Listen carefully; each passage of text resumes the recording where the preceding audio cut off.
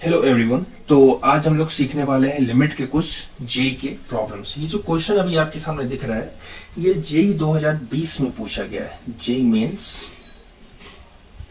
ठीक है। और ये क्वेश्चन हमारा जेई मेंस 2020 का पूछा क्वेश्चन। आप इसको क्वेश्चन बैंक में ढूंढ भी सकते हैं, तो ये आपको मिल जाएगा। अब देखिए, अब इस क्वेश्चन में जेई हमसे पूछना क्या चाह रहा है, जो भी हमारा आईटी वाले हैं, पता नहीं अजीब से होते हैं वो सब।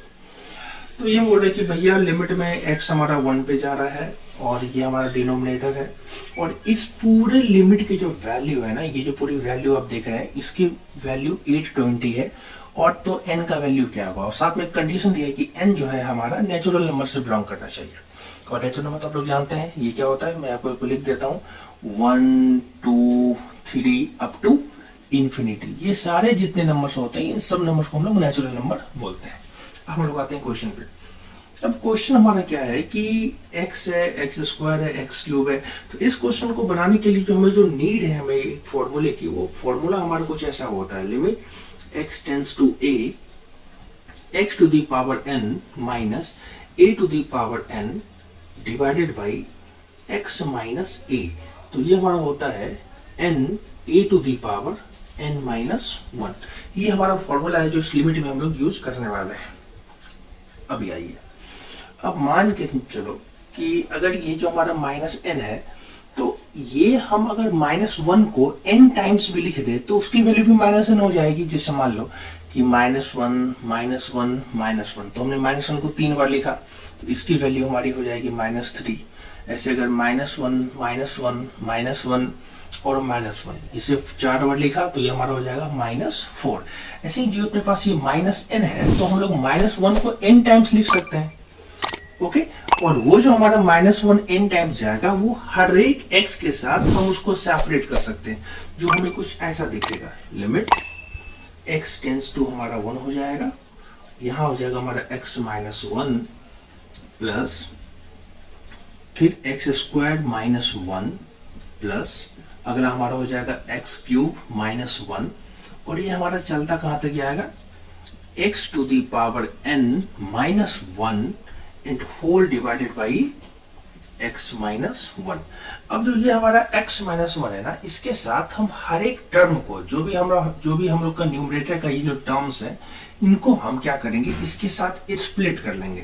तो अब हमारा क्वेश्चन कुछ ऐसा दिखेगा। लिमिट x टेंड्स टू 1, ये जो टर्म है और ये टर्म तो सेम है, ये हमारा करके क्या हो जाएगा 1 प्लस अगला का हमारा क्या बच जाएगा, x square minus 1 divided by x minus 1 plus x cube minus 1 divided by x minus 1 plus, और ये चलता जाएगा कहां तक चलता जाएगा, x to the power n minus 1 divided by x minus 1। Now ये कुछ ऐसा हमारा दिखेगा। अब देखो ये जो फॉर्मूला मैंने यहाँ पे लिखा था स्टार्टिंग में, नाउ इस फॉर्मूले का एप्लीकेशन देखो। यहाँ पे 1 तो हमारा 1 ही रहेगा, ठीक है। अब यहाँ पे क्या है, 1 को तो हम 1 का स्क्वायर भी लिख सकते हैं, कुछ फर्क पड़ना नहीं है। तो ये तो हमारा सेम हो गया पावर, यहाँ पे हमारा पावर n तो सेम होना था, तो x के बदले में x आ गया, n के बदले में 2 आ गया, और a के बदले में हमारा 1 आ गया। तो यहाँ पे पुट कर दो तो क्या होगा, 2 into 1 to the power 2 minus 1 ही हो जाएगा। यहाँ भी सेम है, x का क्यूब है तो यहाँ भी 1 का क्यूब हम लिख ही सकते हैं। तो ये क्या हो, जो हमारा हो जाएगा 3 into 1 to the power 3 minus 1, और ये पैटर्न चलता रहेगा, कहां तक चलता रहेगा, n तक, n into 1 to the power n minus 1।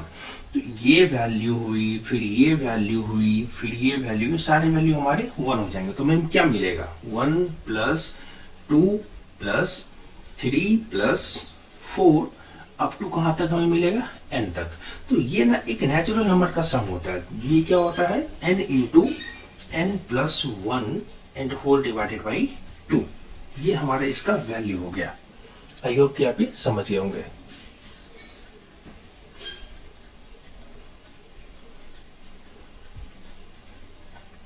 ठीक है, अभी हम लोग आते हैं। अब हमारा क्वेश्चन क्या है कि इस पूरे लिमिट की जो वैल्यू है ना वो 820 के इक्वल है। तो हम लिख सकते हैं क्या कि n into n plus 1 whole divided by 2 equals 820। इसे मल्टीप्लाई करेंगे, 2 इधर हमारा मल्टीप्लाई हो जाएगा, तो n square plus n equals 1640। तो ये हमारा हो जाएगा n square minus plus n minus 1640 equals 0। अब इसे हमें फैक्टर करना पड़ेगा, मिडिल टर्म स्प्लिटिंग जो आप लोग पढ़ते आ रहे हैं। तो इसका हमारा फैक्टर हो जाएगा n square plus 41n minus 40n minus 1640 equals 0। यहां से हमारा n कॉमन आ जाएगा, that is n plus 41 minus ये हमारा 40 हो जाएगा, n प्लस 41 इक्वल्स 0। ये और ये हमारा सेम हो गया। तो n plus 41 into n minus 40 equals 0। तो n की दो वैल्यू, अब अगर ये 0 होगा तो n की वैल्यू हो जाएगी माइनस 41, और अगर ये 0 होगा तो n की वैल्यू हो जाएगी 40। अब हमारा क्वेश्चन बोल रहा है ना कि n belongs to natural number, मतलब कि और नेचुरल नंबर कभी निगेटिव तो हो नहीं सकता, तो ये आंसर हमारा डिस्कार्ड हो जाएगा। तो n की वैल्यू हमारी क्या हो जाएगी, डेट इज 40। तो ये हमारा हो जाएगा फाइनल आंसर। देखिए कितना इजी क्वेश्चन था ये, इसमें बस आपको एक इस फॉर्मूले की जरूरत थी, और ये तो आप जानते ही हैं मिडिल टर्म स्प्लिटिंग जो आपने क्लास 7, 8, 9, 10 में सीखा होगा। और ये क्वेश्चन जेई 2020 में पूछा हुआ था पूरे 4 मार्क्स का। तो मैथ्स बहुत इजी होता है, ठीक है। उम्मीद करते हैं कि आपको अच्छा लगा होगा। चलिए आते हैं अगले क्वेश्चन पे।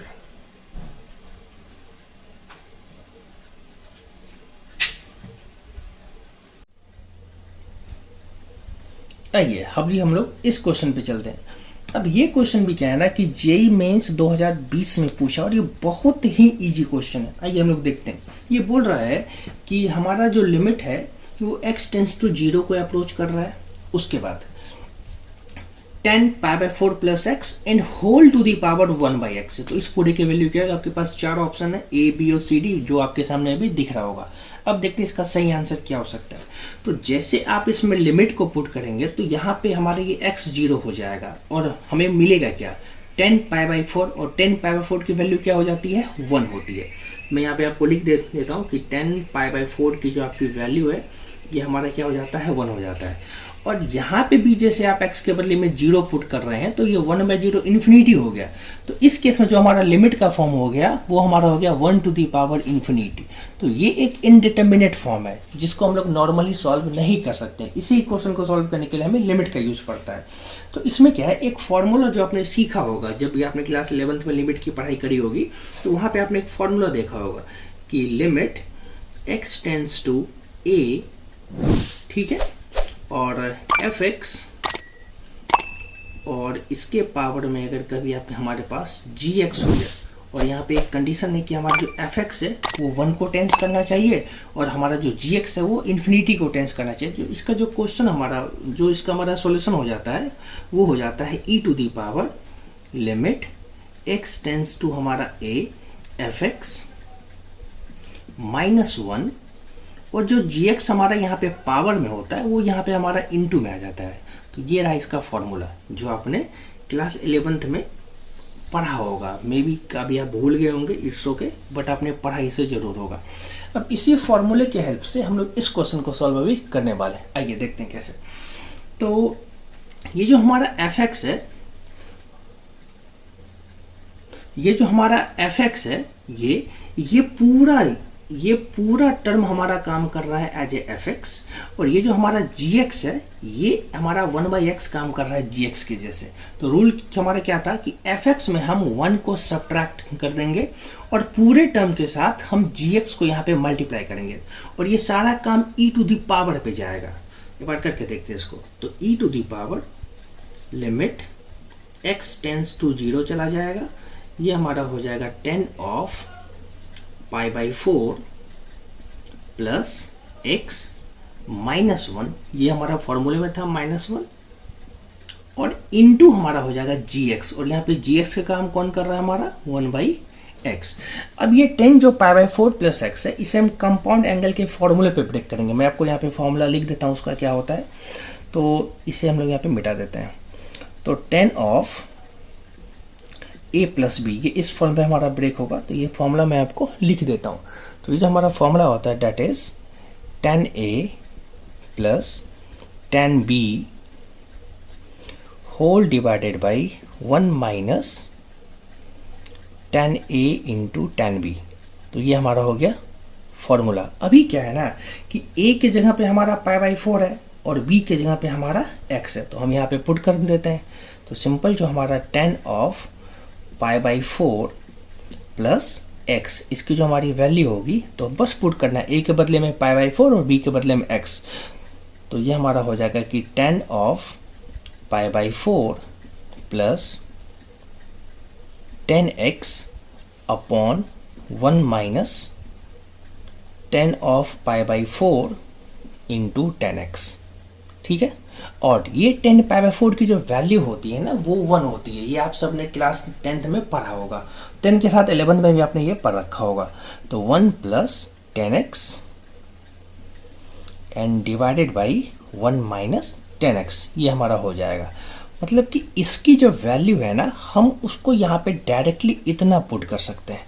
आइए यहाँ पे वो इसको पुट करते हैं। तो ये हमारा क्या हो जाएगा, e to the power limit x tends to 0 1 plus tan x divided by 1 minus tan x minus 1, और इस पूरे के इंटू में हमारा आ जाएगा 1/x। आई होप यहाँ तक आपको कोई दिक्कत नहीं होगी। अब यहाँ पे क्या होगा, ये हम लोग यहाँ पे एलसीएम ले लेंगे। ये जो टर्म है हमारा 1 के साथ मल्टीप्लाई होकर ऊपर आ जाएगा और पूरे डिनोमिनेटर में ये टर्म हमारा यहाँ पे बच जाएगा। तो एक बार से करके देखते हैं, e to the power limit x tends to 0 1 plus tan x, और चूंकि यहाँ पे ये माइनस है तो इसका साइन चेंज हमारा हो जाएगा। तो -1 plus tan x divided by 1 minus tan x। ठीक है, और इस पूरे के इंटू में हमारा फंक्शन क्या है 1/x। तो ये -1 और +1 हमारा कट गया। आई होप कि यहाँ तक आप समझ गए होंगे। अब देखिए, अब आगे हम लोग इसको कैसे सॉल्व करते हैं। तो जैसे ही हमारा कटा तो tan x plus tan x हमें क्या बच गया 2 tan x। तो limit x tends to 0 twice of tan x whole divided by 1 minus tan x, और इनटू में अपने पास 1/x है। अब देखिए यहाँ भी एक आप ट्रिगोनोमेट्री और यहाँ भी एक लिमिट का फॉर्मूला काम आ जाएगा जो आपने पढ़ रखा होगा। Limit x tends to 0 tan x divided by x, इसकी वैल्यू क्या हो जाती है 1। ये बहुत ही फेमस फॉर्मूला है लिमिट का, इसे भी आपको याद रखना पड़ेगा। अब यहाँ देखिए, लिमिट भी x टेंस टू 0 अप्रोच कर रहा है और यहाँ भी tan x बाई x दिया हुआ है। तो ये जो वैल्यू आप यहाँ पे देख रहे हैं ना, इसके बदले हम यहाँ पे क्या लिख सकते हैं 1 लिख सकते हैं। ठीक है, तो अब जो हमारे बच जाएगा अपने पास लिमिट x टेंस टू 0, ये तो हमारा 1 बच गया, ऊपर में बच गया हमारा 2 इंटू 1, ये तो हमारा 2 हो जाएगा, divided by 1 minus tan x। ठीक है, अब जैसे हम इसको 0 पुट यहाँ पे करेंगे लिमिट को, तो tan 0 की वैल्यू क्या हो जाती है, ये जो हमारा tan 0 है, जैसे यहाँ पे x में हमने 0 पुट किया तो tan 0 की वैल्यू हमारी हो जाएगी 0। ये तो पूरा टर्म ही खत्म हो गया। तो यहाँ बचा हमारा 1 माइनस 0 1 हो जाएगा, 2/1 2 हो जाएगा। तो हमारा फाइनल आंसर क्या बचेगा e to the power 2, that is option number D. तो कितना आसान सवाल था। इस सवाल में आपको जेई ने कुछ चीज़ें क्या पूछनी चाहिए थी कि आपको ये वाला फॉर्मूला याद है कि नहीं, उसके बाद आप इस कंपाउंड एंगल के फॉर्मूले को याद रख पाते हैं कि नहीं, और तीसरा वाला कि आप ये tan x बाई x की वैल्यू 1 ये लिख पाते हैं कि नहीं। अगर ये तीनों फॉर्मूले आपके पास याद हो तो ये आपको जेईई मेंस 2020 में आपको फ्री के 4 नंबर मिल जाते हैं। तो मैथ्स इतना भी मुश्किल नहीं होता है। चलते हैं अगले क्वेश्चन पे। आइए हम लोग अगले क्वेश्चन पे चलते हैं। अब ये क्वेश्चन भी 2020 का है। आप जानते हैं कि जेईई में मल्टीपल डेट्स में एग्जाम होते हैं, तो मल्टीपल पेपर्स भी सॉल्व हमारे बनते हैं वहाँ पे। तो उनमें से डिफरेंट पेपर्स के ये क्वेश्चंस मैं कलेक्ट कर रहा हूँ। हमारे सारे क्वेश्चन लिमिट चैप्टर के हैं, इसमें कोई भी प्रॉब्लम आई होप कि आपको नहीं होगी। आइए, तो ये क्वेश्चन जितना आपको खतरनाक दिख रहा है ना, ये उतना ही ईजी है। बस आपको कुछ ट्रिगोनोमेट्री के फॉर्मूले याद होने चाहिए। आइए बस उसको देख लेते हैं हम लोग। अब जैसे अभी हमसे बोल रहा है कि भैया लिमिट 0 को टेंस कर रहा है, 1/x टू द पावर 8 है, यहाँ cos है। तो जैसे आप यहाँ पे लिमिट को पुट करेंगे, यहाँ पे करेंगे तो cos 0 तो 1 हो जाता है, ये भी हमारा 1 हो जाएगा, ये भी 1 हो जाएगा और ये भी हमारा 1 हो जाएगा। तो हमारा न्यूमरेटर 0 हो जाए उससे हमें कोई टेंशन ही नहीं है। मेन टेंशन हमारा क्या हो जाएगा, जब हमारे ये डिनोमिनेटर जीरो हो जाएगा, 0 टू द पावर 8 हमारा जीरो हो जाएगा, और हम जानते हैं कि हम कभी भी किसी भी नंबर को जीरो से डिवाइड नहीं कर सकते। तो अब इसी प्रॉब्लम को सॉल्व करने के लिए हमें इस लिमिट को सॉल्व करना पड़ेगा। ओके, आइए हम लोग इसको मिलकर सॉल्व करते हैं। अब यहाँ पे क्या है ना कि जैसे मुझे यहाँ पे दिख रहा है कि 1 माइनस कॉस एक्स ये टर्म और कॉस एक्स स्क्वायर बाई 4 ये 2 है, यहाँ पे हमारा 4 आ गया, और यहाँ पे सेम टर्म जो अपने पास है ये इनटू में है। तो अगर मैं इसको पेयर बनाना शुरू कर दूं, लाइकवाइज की मैं इसकी बात कर रहा हूं कि जैसे मैं यहाँ पे लिखूं कि लिमिट x टेंड्स टू 0, अभी फिलहाल 1 upon x to the power 8 को हम यहाँ पे बाहर रखते हैं। अब यहाँ पे हम थोड़ी सी पेयरिंग स्टार्ट करते हैं। मान लीजिए कि 1 minus cos x square by 2, इसको मैंने एक पेयर यहाँ पे बना लिया। अब एक टर्म ये हो गया, और इन दोनों को तो सिंगल टर्म हम लोग बोलेंगे क्योंकि ये मल्टीप्लिकेशन के साथ बाउंड कर रहा है। तो यहां से क्या हम लोग क्या करेंगे, minus cos x square upon 4 को कॉमन उठा लेंगे। तो चूंकि यहां से तो हमने कॉमन उठा लिया है, तो यहाँ पे हमारा क्या बच जाएगा, 1 बच जाएगा। और चूंकि माइनस भी हमारा कॉमन है और यहाँ पे हमारे पास प्लस है, तो हम यहाँ पे माइनस लिखेंगे, और इसे हमने कॉमन ले रखा है। बचा यहाँ पे क्या मेरे पास, cos x square divided by 2। ठीक है, आई होप कि आप ये कॉमन का मतलब समझ गए होंगे। अब देखो, जैसे यहाँ पे ये और यहाँ पे ये दोनों सेम टर्म है, तो हम इन दोनों को एक साथ कॉमन कर लेंगे अगले स्टेप में।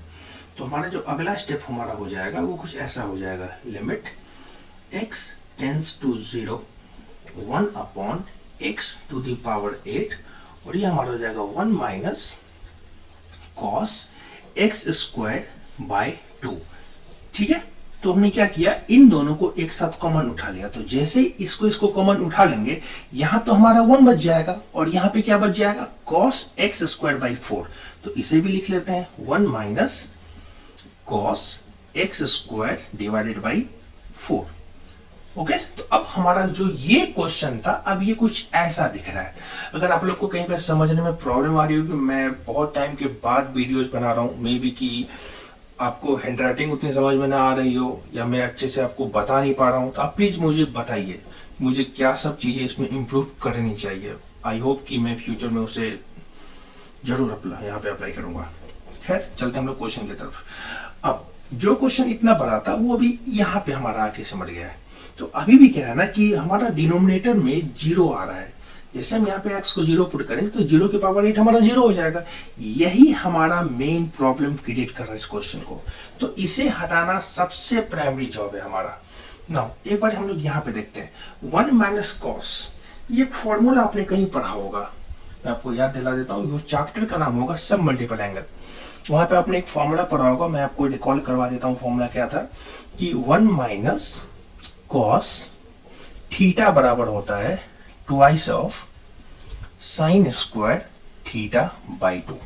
तो ये हमारा फॉर्मूला होता है। ओके, अब देखिए यहां पे जो थीटा था ना, ये यहां पे हाफ एंगल में चेंज हो गया, तो इसी को हम लोग इसको हाफ एंगल फॉर्मूला भी बोलते हैं। तो यहाँ पे जो थीटा था इसका ये हाफ हो गया। अब यहाँ पे थीटा के बदले हमारे पास क्या है, एक्स स्क्वायर बाई 2, इसका हाफ कितना हो जाएगा, x square by 2 and divided by 2, तो एक्स स्क्वायर बाई 4 हो जाएगा। वही लॉजिक इधर काम होता है, एक्स स्क्वायर बाई 4 इसका हाफ हो जाएगा, that is x square by 8 हो जाएगा। तो देखते हैं आगे हमें क्या मिलता है। तो अब हमें यहाँ पे मिल जाएगा limit x tends to 0 1 by x के पावर 8, इसे हम लोग ऐसे ही छोड़ देते हैं।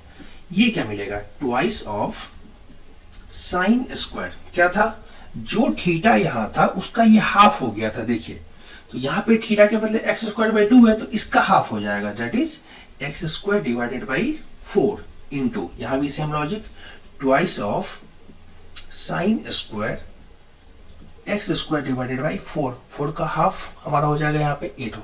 अब ये क्वेश्चन हमारा कुछ ऐसा दिख रहा है। ठीक है, अभी आइए, अभी हम लोग आगे बढ़ते हैं। अभी हम लोग इसको कैसे कर सकते हैं। अब आपने क्या किया होगा, आपने लिमिट में एक फॉर्मूला पढ़ा होगा, limit x tends to 0 sine x divided by x। तो इसकी वैल्यू हमारी क्या हो जाती है, 1 हो जाती है। ये भी बहुत इंपॉर्टेंट फॉर्मूला था, आपको लास्ट क्वेश्चन में मैंने 10x/x की वैल्यू 1 बताई थी, ये वैल्यू भी हमारी 1 होती है। तो हम इसी को यहाँ पे अप्लाई यहाँ पे करने वाले हैं। अब देखिए यहाँ पे साइन स्क्वायर है, ठीक है, और यहाँ भी स्क्वायर है, तो क्यों ना अगर हम इसको ऐसे करके लिख दें कि limit x tends to 0 1/x⁸। अभी अगर यहाँ पे आप ध्यान देंगे ये और ये x हमारा सेम होता है, ठीक है, तभी यहाँ पे 1 हमारा पॉसिबल होता है। अभी यहाँ पे x के बदले हमारे क्वेश्चन में क्या है, x²/4, तो 2 × 2 को 4 लिख लेते हैं फिलहाल साइड में। तो मतलब क्या हो कि साइन x²/4, और यही सेम चीज मुझे नीचे भी चाहिए, क्योंकि साइन x/x 1 होता है। तो यहाँ पे x²/4 है, तो यहाँ भी क्या हो जाएगा, x² / 4, और स्क्वायर था तो इसे भी तो हम नहीं भूल सकते साथ में, ये हमारा पावर 2 हो जाएगा यहाँ पे। नाउ अब क्वेश्चन में क्या है ना, जो ये वाला पोर्शन मैंने लिखा है ये कहीं भी क्वेश्चन का हिस्सा नहीं था, तो ये मैंने अपने मन से क्वेश्चन में इंट्रोड्यूस किया है, तो मुझे इसको यहाँ पे न्यूट्रल करना पड़ेगा। तो x² / 4 का होल स्क्वायर क्या हो जाएगा, x⁴ एंड डिवाइडेड बाय 4 का स्क्वायर, दैट इज 16। ताकि ये दोनों टर्म कट जाएंगे तो हमारे मेन क्वेश्चन पे कुछ फर्क नहीं पड़ेगा। आई होप कि आप ये समझ गए होंगे। फिर अब आते हैं इनटू यहाँ पे। अब यहाँ पे x² / 8 है, तो हम इसको लिख सकते हैं साइन x² डिवाइडेड बाई 8, और जो एंगल मेरा ऊपर था मुझे सेम एंगल यहाँ पे नीचे चाहिए, वो मैंने यहाँ पे लिख दिया। स्क्वायर की भी बात कर रहा है, इसे भी हम इग्नोर नहीं कर सकते, ये चलो स्क्वायर यहाँ पे डाल दिया। अब ये जो x² / 8 है ना, ये हमारे क्वेश्चन में कहीं नहीं था, ये मैंने खुद से यहाँ पे किया है, तो इसे मुझे यहाँ पे न्यूट्रल करना पड़ेगा। तो x⁴ एंड डिवाइडेड बाई 8 का स्क्वायर हमारा हो जाएगा 64, ठीक है। नाउ देखो अगर ये और ये मिल जाए तो इसकी वैल्यू क्या हो जाती है, 1 हो जाती है। देखो यहाँ ये और ये एंगल भी तो मिल गया, तो इस पूरे की वैल्यू क्या हो जाएगी, 1 हो जाएगी। इस पूरे की वैल्यू क्या हो जाएगी, 1 हो जाएगी।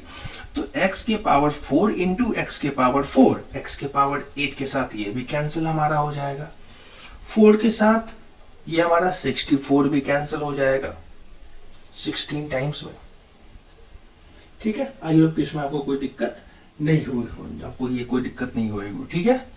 यहाँ के लिए सबके लिए ओके है। चलो तो अब हमारा ये बचेगा क्या, तो 1/16 इंटू 1/16 दैट इज 1/256।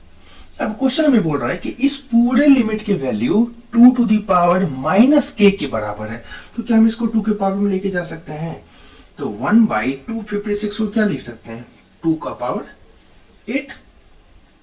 तो इसको हम फर्दर क्या लिख सकते हैं, 2 to the power -8, और ये जो 2 के पावर -8 है ये इक्वल टू हमारा हो जाएगा 2 to the power -k, क्योंकि लिमिट की वैल्यू सेम है ना।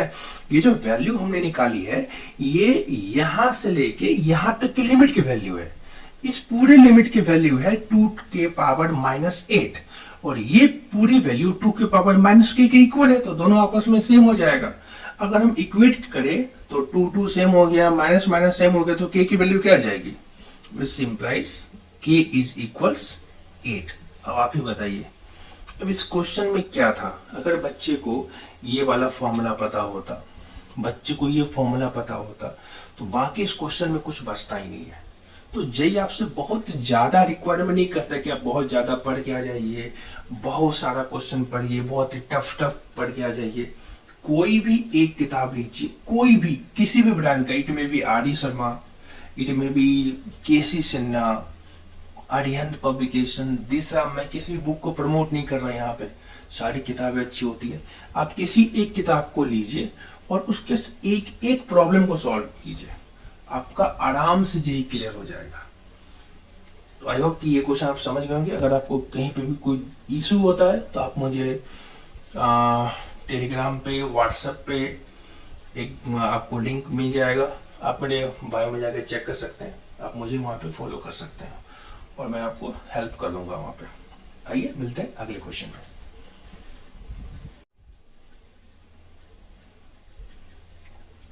आइए अभी हम लोग इस वाले क्वेश्चन को देखते हैं। ये भी क्वेश्चन जेईई मेंस 2020 का पूछा हुआ है और लिमिट चैप्टर का है। अब इस क्वेश्चन में खास है। खास इसीलिए है क्योंकि यहाँ पे इसने क्या यूज किया है, ग्रेटेस्ट इंटीजर फंक्शन। और लिमिट में बच्चों के पास जब भी ग्रेटेस्ट इंटीजर का क्वेश्चन आता है तो उन्हें डर लगने लग जाता है। ये तो बस बेसिकली ये ना बहुत इजी होता है, बस आपको थोड़ी बहुत इसकी समझ होनी चाहिए। एक तो ग्रेटेस्ट इंटीजर को आप इससे इंडिकेट करते हैं, आई होप कितना आपको पता होगा। अब यहाँ पे ना इसने कुछ नौटंकी किया है कि लैम्डा बिलोंग कर रहा है आर फॉर रियल नंबर है -0 1 को छोड़ के। तो ये बोले कि हमारा लैम्डा का जो वैल्यूज होगा वो रियल नंबर में कुछ भी हो सकता है, बट 0 और 1 इन दो नंबर को छोड़ के हो सकता है।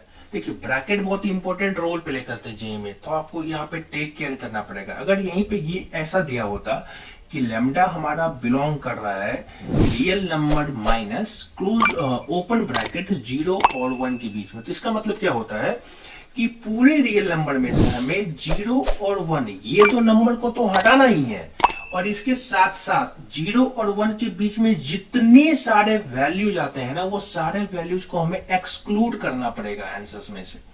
बट यहाँ पे क्या ये बोल रहा है कि लैम्डा जो हमारा है रियल नंबर में तो बिलोंग कर रहा है, बट पार्टिकुलर इसी दो नंबर को छोड़ने की बात कर रहा है। ये 0 और 1 के बीच के सारे नंबर्स को हम आंसर में इंक्लूड कर सकते हैं, बट 0 और 1 को हम नहीं कर सकते। तो इस बात का थोड़ा ध्यान रखेंगे। तो फिलहाल ये अब हमारे क्वेश्चन का पार्ट नहीं है, इसे हम यहाँ से मिटा देते हैं।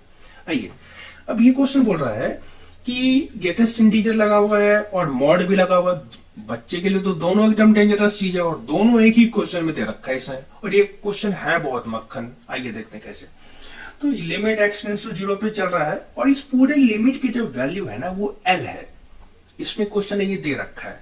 अब आप ही सोचते होंगे, आपने जब भी लिमिट पढ़ा होगा वहां पे आपने देखा होगा अगर किसी लिमिट की वैल्यू एग्जिस्ट करती है तो वो तभी पॉसिबल है जब उस लिमिट का लेफ्ट हैंड लिमिट कहां पे, जहां पे हमारा लिमिट टेंस कर रहा है एट x इक्वल्स 0, ये वैल्यू इक्वल टू होगी right hand limit at x equals 0 पे।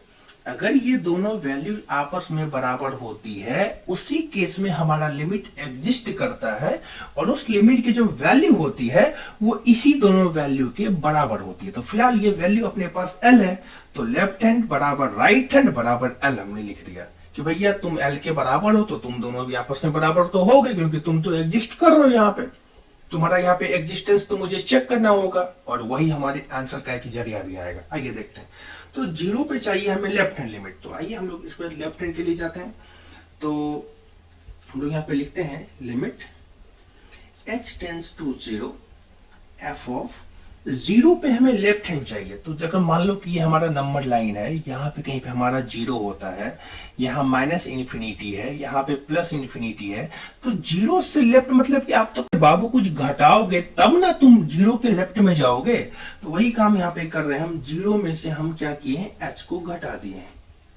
ठीक है, चलो अब ये जो तुम्हारा ये पूरा जोन यहाँ पे तुम्हें ये दिख रहा है, ये मॉड के अंदर वाला, यही हमारा फंक्शन के तौर पे यहाँ पे बिहेव करता है। अब जहां जहां यहाँ पे x दिया हुआ है वहां वहां 0 माइनस h मतलब कि सिंपल माइनस h हम यहाँ पे डाल देते हैं। आओ देखते हैं ये क्या होता है। लिमिट यहाँ पे हमारा h टेंड्स टू 0 हो जाएगा, इस मॉड को मॉड ही छोड़ देते हैं फिलहाल।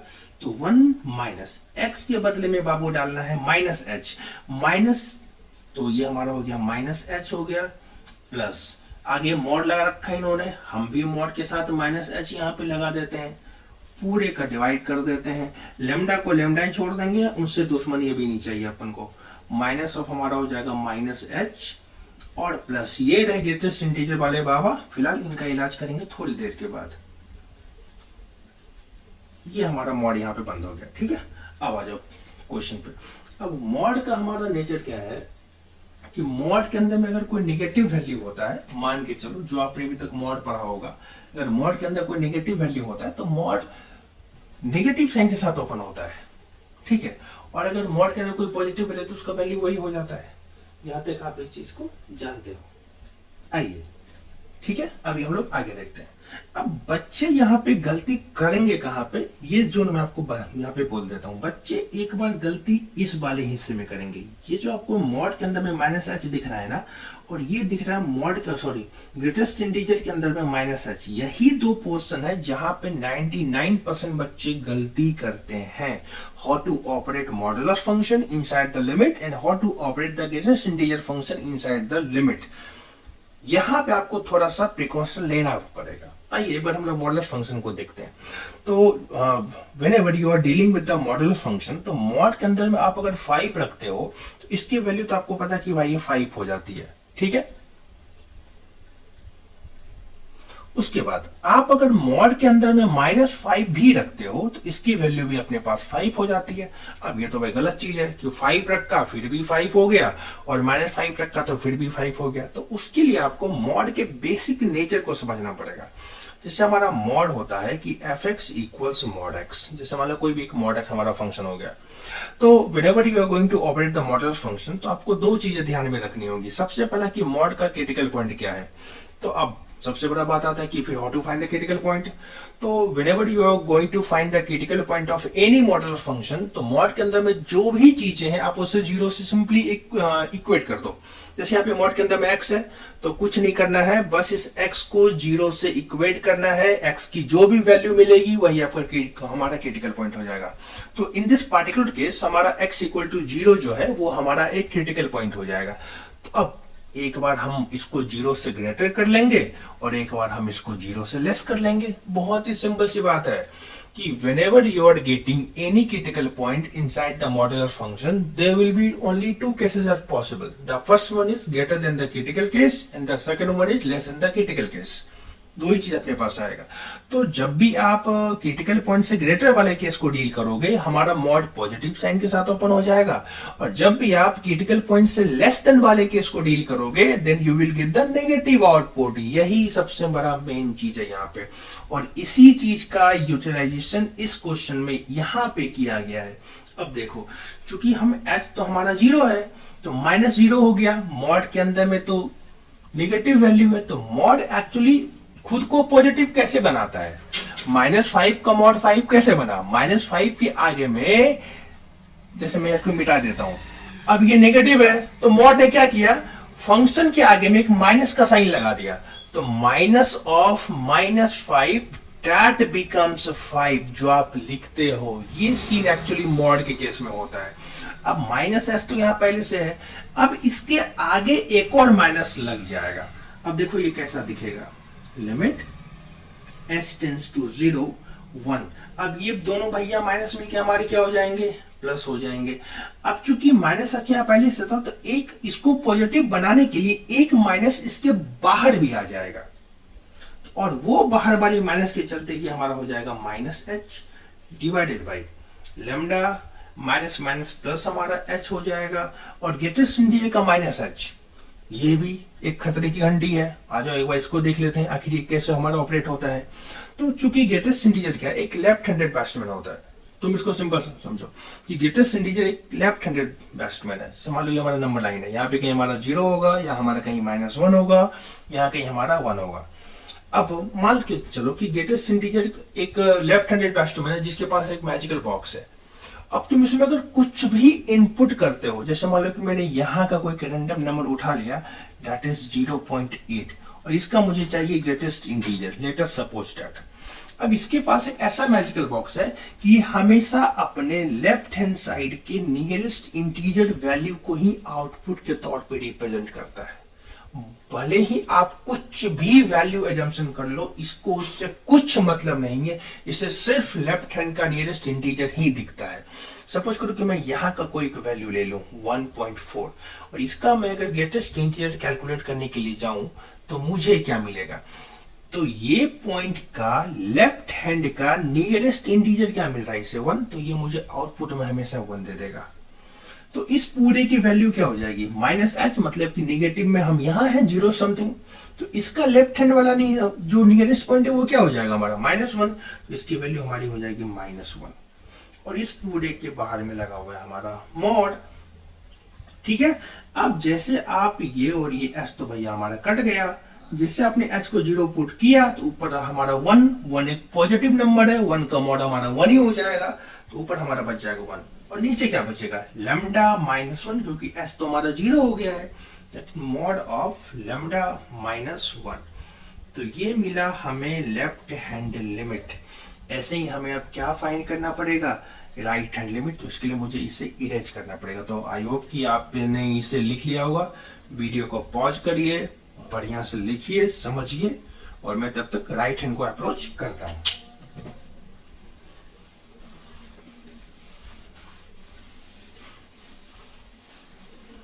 चलिए अब हम लोग आते हैं यहाँ पे राइट हैंड लिमिट की तरफ। आगे ठीक है, अब राइट हैंड, तो again this is your number line, यहाँ पे हमें 0। अब हमें 0 के राइट में चल, तो 0 में तो कुछ ऐड करना होगा ना, तभी तो हम 0 के आगे में जाएंगे।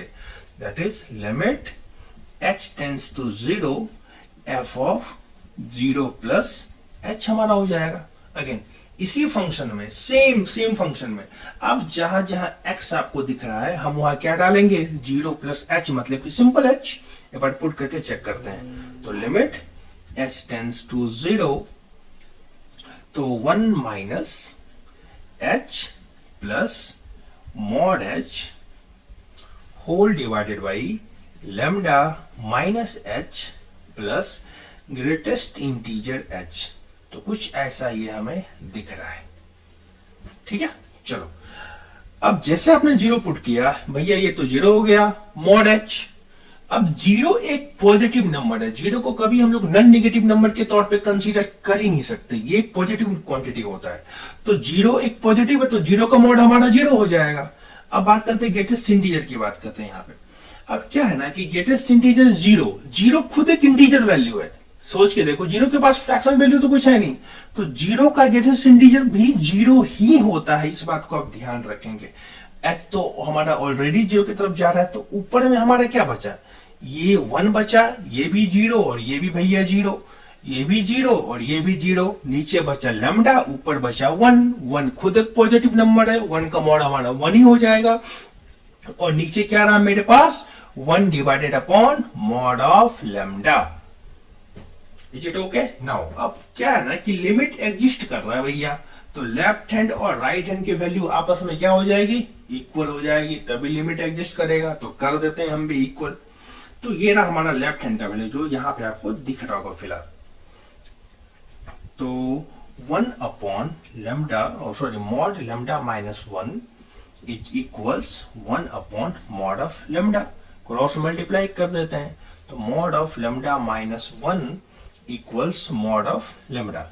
अब क्या है ना कि अगर आपको कभी भी क्वेश्चन में दोनों तरफ मॉड दिखाई दे इक्वल टू के, तो मॉड को हटाने के लिए थोड़ा सा समझदारी दिखाना यहाँ पर हो जाता है जरूरी। ओके, अब देखिए यहाँ पे कि अगर आप दोनों तरफ मॉड को हटाएंगे ना, अगर यहां से आप मॉड को हटाएंगे तो किसी एक तरफ आपको प्लस माइनस पुट करना पड़ेगा। ये हमारा मॉड को रिप्लेस करने का रूल होता है। तो कहीं डाल लिया, अब यहाँ पे क्या होगा, 2 केस बन जाएंगे। ओके, यहाँ पे अपने कितने केस बनेंगे, 2 केस बनेंगे। एक बार हम प्लस लेंगे और दूसरी बार हम लोग माइनस लेंगे। तो lambda minus 1 is equal to lambda, तो भैया लैम्डा लैम्डा तो कट गया, माइनस 1 इज इक्वल टू 0, जो प्रैक्टिकली इम्पॉसिबल है। माइनस 1 कभी 0 के बराबर हो ही नहीं सकता, तो ये तो केस गया। अब बचा केस नेगेटिव वाला, lambda minus 1 is equals minus lambda, lambda वाले भैया इधर आ जाएंगे, प्लस हो जाएगा। तो lambda plus lambda is twice of lambda is equal to 1 and lambda is equal to 1/2। ये हमें लैम्डा मिल गया। और तो लैम्डा की वैल्यू क्या मिल गई तुम्हें, 1/2। अब हमें वैल्यू चाहिए एल की। लैम्डा की वैल्यू हमें क्या मिल गई, 1/2। ठीक है, अब देखो जो एल है वो राइट हैंड के बराबर है और जो एल है वो लेफ्ट हैंड के भी बराबर है। तो जो वैल्यू एल की होगी वही वैल्यू राइट हैंड की हमारी की भी होगी। तो राइट हैंड का वैल्यू क्या रहा, ये जो हमने यहाँ पे किया है 1/λ, और लैम्डा का वैल्यू 1/2। तो 1/1/2, तो 2 कहां पहुंच जाएगा हमारा, न्यूमरेटर में। तो एल की वैल्यू हमारी क्या हो जाएगी, 2। That is your answer, that is option number B is your correct answer. क्योंकि ये भी हमारे जेई 2020 का प्रॉब्लम था। तो उम्मीद करते हैं कि आपको क्वेश्चंस में मजा आया होगा। और मैंने आपको पहले भी कहा कि मैं बहुत टाइम के बाद वीडियोस बना रहा हूँ, मेरी राइटिंग उतनी भी अच्छी नहीं है, तो मैं कोशिश करूंगा कि इसे और इम्प्रूव कर सकूं और आपके साथ और डिटेल में सब कुछ बता सकूं। और जो भी ये है आपके greatest integer function, modular function, इनके लिए मैं एक सेपरेट वीडियो लेके आऊंगा बहुत ही जल्दी, ताकि आप इसको पूरे डिटेल में समझ पाएंगे कि आखिर ग्रेटेस्ट इंटीजर फंक्शन कैसे वर्क करता है और मॉडुलर फंक्शन कैसे वर्क करता है। तो अभी के लिए इतना ही है। उम्मीद करते हैं कि आपसे बहुत जल्दी मुलाकात होगी। अभी तक के लिए थैंक यू।